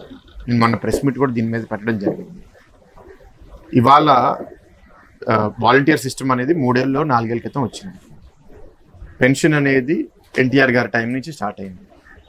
రాజశేఖర రెడ్డి గారు 75 రూపాయలు ఉన్న పెన్షన్ని 200 చేశారు. మేము 200 రూపాయలు ఉన్న పెన్షన్ని 2000 రూపాయలు చేసాం. అప్పుడు కూడా వృద్ధులు ఉన్నారు కదండి, అప్పుడు కూడా వృద్ధులందరికీ మేము అందజేసాం కదా. సో వాలంటీర్ వల్ల కొంత సిస్టమ్ మారింది. ఆ సిస్టమ్ మారడం వల్ల ఏంటంటే కొందరికి ఇంటికి వెళ్ళి ఇవ్వడం అనేది చేశారు. ఇవాళ విలేజ్ సెక్రటేరియట్లో 140,000 150,000 మంది పనిచేస్తున్నారు. మీకు ఒక ప్రతి వార్డుకి ప్రతి విలేజ్ సెక్రటేరియట్లో 10 మంది ఉంటారు. ఆ విలేజ్ సెక్రటేరియట్ పరిధిలో పెన్షన్ పొందే వాళ్ళు ఒక 200 మందో 300 మందో ఉండొచ్చు. అంటే 10 మంది ఎంప్లాయీస్ 200 మందికి ఇవ్వాలంటే ఒకరు 20 మందికి ఇవ్వాలి. ఎంత కష్టం 20 మందికి ఇవ్వడం, 20 మంది కాదు 50 మందికి ఇవ్వడం. వాలంటీర్ లేని పక్షంలో కూడా మీరు వెళ్ళి ఒక 50 మందికి పెన్షన్ ఇవ్వడం అనేది ఒక సచివాలయం ఎంప్లాయీకి ఎంత కష్టం. సో ప్రభుత్వం తప్పేనా, మీ మీద ఏమైనా నెట్టడానికి? అంటే డబ్బులు లేవు, చెప్పాను కదా 13,000 కోట్లు ప్రైవేట్ కాంట్రాక్టర్ బిల్స్ క్లియర్ చేశారు. మళ్ళీ గెలుస్తామో లేదో తెలియదు, తెలియకే కదా ఇది చేశారు. గెలుస్తామని తెలిస్తే అది అట్లా చేయరు కదా. సో డబ్బులు ఖాళీ చేస్తే డబ్బులు లేవు, ఎప్పుడు వస్తే మళ్ళీ తెలియదు, లేట్ అవుతుంది. ఇది లేట్ అవడానికి ఏదో కారణం ఎతకాలి. ఎలక్షన్ కమిషన్ ఒక నిర్ణయం తీసుకుంది, మీరు వాలంటీర్ని రాజకీయ కార్యకర్తల్లా వాడడానికి వీలు లేదు. మీరు ఆ పెన్షన్లు ఇచ్చి అదేదో మీరు వైఎస్ఆర్సీపీ పార్టీ తరపున ఇచ్చినట్టు ఓటు వేయండి అని అడగడానికి కరెక్ట్ కాదు. కాబట్టి ఈసీ ఆ నిర్ణయం తీసుకుని ఉంటుంది. ఈసీ ఆ నిర్ణయం తీసుకుంటే ప్రభుత్వాన్ని చేతగాని ప్రభుత్వం. సో మీకేం ప్రాబ్లం ఉండదంటారా ఈ ఇష్యూ మీద? వాళ్ళు అలిగేషన్ చేస్తారు, మేము దానికి తిరిగి మేము మా రిబటల్ మేము ఇస్తామండి. ఇవాళ ఎలక్షన్ 40 రోజులు ఉన్నాయి. సో ఇష్యూ కాదు. I don't see that as an issue అండి. ఎందుకంటే వృద్ధులు కొందరిని వాళ్ళు కావాలని ఇబ్బంది పెడతారు. ఇప్పుడు నిజం కానిది అబద్ధాన్ని మీరు నిజాన్ని చూపించడానికి ఒకరో ఇద్దరు వృద్ధులకి మీరు చాలా ఇబ్బంది కలిగే పరిస్థితి తీసుకొచ్చి కావాలని వాళ్ళు మీరు బయటకు వచ్చి నిల్చోబెట్టి వేడిలో వాళ్ళకి ఏదో ఇబ్బంది కాజ్ చేస్తే అది మీ కర్మగా మీకు తగులుతుంది. ఒకరి జీవితంతో మీరు రాజకీయం ఆడుకుని ఇప్పుడు ఆ వృద్ధులకి ఏదన్నా మీరు బయట వేడిలో వాళ్ళని నిల్చోబెట్టి హీట్ స్ట్రోక్ ఏదైనా వచ్చి వాళ్ళు చనిపోతే ఆ కర్మ చుట్టుకునేది మాకు కాదు, వాళ్ళకి. సార్, జగన్మోహన్ రెడ్డి గారు పబ్లిక్ మీట్ లో డబుల్ సెంచరీ అంటున్నారు. మీరు ఎన్ని సీట్లు గెలిచే అవకాశం? డబుల్ సెంచరీ ఎట్లా అవుతుంది? 175, 25. నిజం సార్, ఆయన అంటున్నారు డబుల్ సెంచరీ కొడుతున్నామని. డైరెక్ట్ గా లైవ్ లో వేలాది మంది చూస్తుండగా చెప్తున్నాడు ఆయన. ఈసారి మనం డబుల్ సెంచరీ కొడుతున్నాము అని. ఫస్ట్లీ మనం పోటీ చేసినప్పుడు మనం ధైర్యంగా ఉండాలి. ధైర్యంగా ఉండిపోతే ఎవరు మనతో ఉండరు. గొప్ప గొప్ప డిక్టేటర్లు కూడా ప్రపంచవ్యాప్తంగా చనిపోయే నెక్స్ట్ రోజు దాకా వాళ్ళు ఎంత గంభీరంగా ప్రవర్తిస్తారంటే అంత గంభీరంగా ప్రవర్తిస్తారు. హిట్లరు, ముసోలిని వాళ్ళు కూడా మీరు స్టోరీస్ చూడండి. ఎక్కువ డేంజర్ అయ్యే కొద్దీ డిక్టేటర్ ఇంకా ఎక్కువ బలంగా ప్రవర్తిస్తాడు. ఎందుకంటే ఆ బలం చూపించిపోతే అందరూ వదిలేసి వెళ్ళిపోతారనే భయం. బహుశా జరుగుతుందేమో. మీ అంచనా ఏంటి? ఐ థింక్ ఇవాళ నేను అసలు సర్వేస్ ఇవన్నీ పూర్తిగా నమ్మనండి. అదొక ఇండికేషన్. ఇవాళ మొన్న తెలంగాణ ఎలక్షన్స్ రీజనబుల్గా ఇండియా టుడే ప్రెడిక్ట్ చేసింది. ఇవాళ ఇండియా టుడే 17 ఎంపీలు టీడీపీ కూటమికి అండ్ 8 ఎంపీలు వైఎస్ఆర్సీపీకి ప్రెడిక్ట్ చేశారు. అది కూడా నేను తక్కువగా భావిస్తున్నాను. 17 ఎంపీల కన్నా ఎక్కువ రావాలి అని పనిచేయాలి నేను.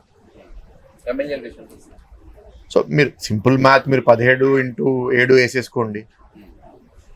That becomes how much? 119, 120 MLAs. నేను ఆ సర్వే బట్టి చెప్తున్నానండి. నేను అవన్నీ ప్రొడిక్షన్స్ చేయడం నమ్మనండి.